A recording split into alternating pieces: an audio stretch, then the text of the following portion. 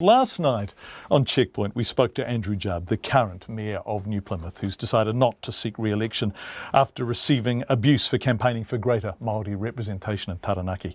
We've only been on air since January, but your reaction to that interview was by far the strongest reaction to anything we've broadcast in those 4 months.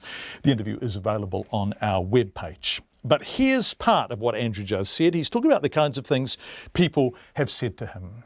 Things like, if I'd known you stood for this Maori stuff, I would never have supported or voted for you. You're done, mate. Maori don't need special treatment. They just need to be more like us. You're so misguided, Andrew. You're a one-term fella. You're not a politician. You're an idiot. You're a bigot. You're a separatist. You're supporting apartheid. You've got to drop all this Maori stuff. The classic one is, we're all one now, Judd, get over it. And I say, well, if we're all one, let's all be Maori. Because what you're saying is, what? Whose version of one are you implying we should all be? Because the reality to that is, we have cultural differences. Yes, we're one country, one passport, one rule, one law, but there are differences. To say we're all one is to disregard the minority of the tangata whenua by implying they should be what? As someone said to me, they just got to be more like us. It's Andrew Judd, who is the Mayor in New Plymouth. He's Pākehā, of course. Now, amongst the feedback we received was from Maori people throughout New Zealand, not just Taranaki, saying, yes, that's our life. We hear that stuff all the time. So we went back to Taranaki today to speak to 2 Maori men who are running for council in the upcoming local body election. So same local body. Their names are Bill Simpson and Chris Manukonga. Both oppose the idea of a Maori Ward on council, in part because they dream of widespread Maori representation as an ordinary fact of life, not an artificial construction. Both support the Mayor and his comments, and both, starting with Bill Simpson, know exactly what he's talking about. Well, can I put it this way, is that the best way to explain that is that I think most Māori have been victims for most of their lives. When we brought our children up, one of the things we told them is this: you come into this world with 2 basic flaws. First of all, you're Māori, and second, with my daughters, you're female. Therefore, you have to work 3 times as hard just to prove yourself within this community. But it's something that we've kind of normalised around here. And through Mr. Judd's, what Mr. Judd has, Mayor Judd has actually said, has probably just illuminated what has already been there. Chris, can I ask you about this? Do you believe that you have been the victim of racism often in your life? Casual racism, implicit, explicit, of varying degrees. Do you think it has been something that you have been the victim of?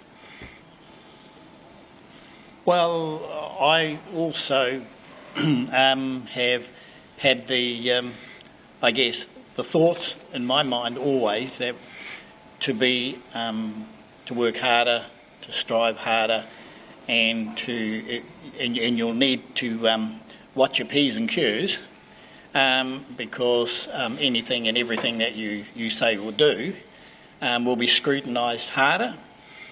And so therefore, to me, and I've even spoken to bosses and managers that I've worked for, that I understood that that's how I would have to work for them. So, and that is as being Maori. Bill, you are running for council. Do you think... I am. And do you think it is harder for you to be elected than for somebody who is obviously Pākehā? Yes. Yes, I do. I think it is much harder. Why? Can I ask you a question? Because I know you're asking me the question. Is this: if Mr. Judd was Māori and he came out with the same issues, do you think this would be publicised as strong as it is now?